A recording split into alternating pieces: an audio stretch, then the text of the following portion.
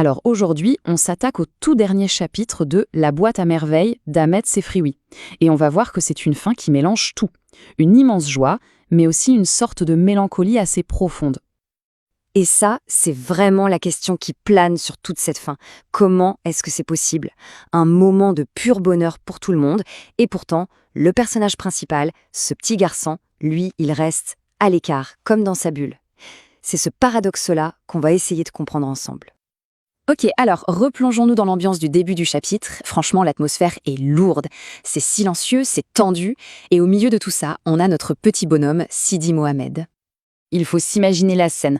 Le gamin est complètement perdu dans ses pensées, dans son propre univers. Bon, il s'ennuie, c'est sûr, mais le plus dur, ce qui pèse vraiment, c'est que son père n'est pas là. Il est parti loin pour le travail, et son absence, elle est partout. C'est une solitude qui colle à la peau. Et pour ne rien arranger, cette solitude est encore plus forte à cause de la tension qu'il y a à la maison. Sa mère, Lala Zoubida, elle est à bout. Elle n'a plus un sou, elle est angoissée, l'ambiance est électrique, on pourrait la couper au couteau. Donc en gros, ce qu'il faut bien comprendre, c'est que sans le père, tout s'écroule. La famille est dans une situation super précaire, plein d'incertitudes. C'est l'équilibre de la maison qui est complètement chamboulé. Et c'est justement ce décor de crise qui va rendre ce qui arrive ensuite encore plus fou. Et c'est là, en plein milieu de cette attente pesante, que tout explose. Le silence est brisé, net. Un truc complètement inattendu arrive et ça va tout changer. C'est une déferlante d'émotions qui s'apprête à tout balayer. Alors là, tout va très très vite.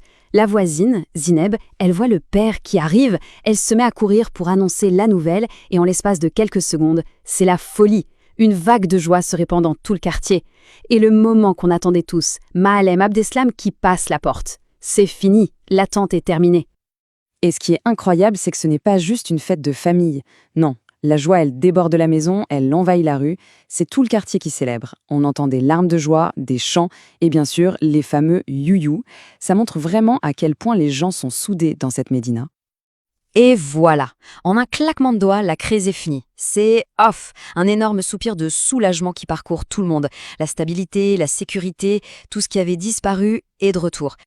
Mais bon, si on creuse un peu, on voit que ce retour, c'est bien plus qu'un simple événement. C'est pas juste la fin d'une péripétie. C'est un moment ultra symbolique. Pour la famille, bien sûr, mais aussi pour tout le voisinage.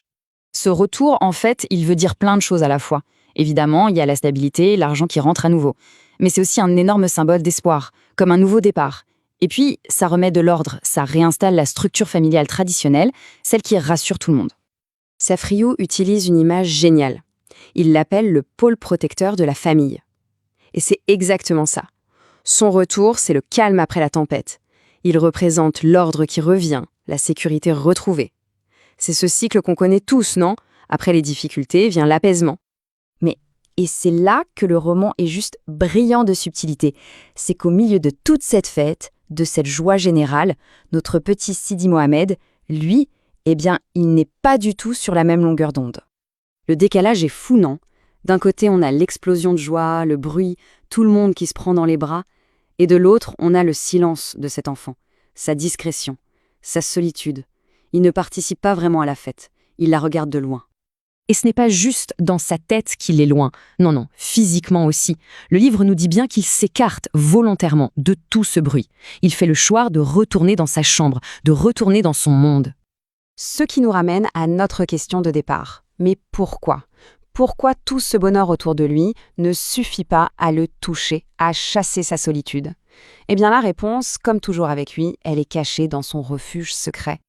Et ce refuge, on le connaît bien, c'est l'objet qui a donné son titre au roman. C'est vers sa fameuse boîte à merveilles qu'il se tourne pour clore son histoire. Parce que cette boîte, faut bien le comprendre, c'est bien plus qu'une simple caisse avec des objets dedans. C'est son sanctuaire, c'est son abri anti-atomique contre la dureté du monde extérieur, et surtout contre le monde des adultes qu'il ne comprend pas toujours, loin de là. C'est quand même dingue de se dire ça. Pour lui, les petits bouts de rien dans sa boîte sont plus rassurants que les humains. Eux, au moins, ils lui tiennent compagnie, ils le comprennent. C'est quelque chose que le monde bruyant et compliqué des grands ne peut pas lui offrir. Une amitié silencieuse, oui, mais une amitié sur laquelle il peut compter à 100%. Et le roman se termine comme ça. Sur cette note très personnelle, un peu douce amère, vous voyez. Parce que oui, la famille est de nouveau complète, la crise est derrière eux, mais on comprend que le vrai refuge de Sidi Mohamed, sa vraie maison à lui, ça restera pour toujours son monde intérieur, son imagination. Cette phrase finale, elle résume tout, parfaitement. La vie reprend son cours normal, la boîte peut être refermée pour le moment. Mais le plus important est toujours là, la magie. Cette capacité qu'il a de trouver un refuge et une force en lui-même, ça, personne ne peut lui enlever. Et c'est peut-être ça, finalement, le plus beau message de ce roman qu'on n'oublie pas.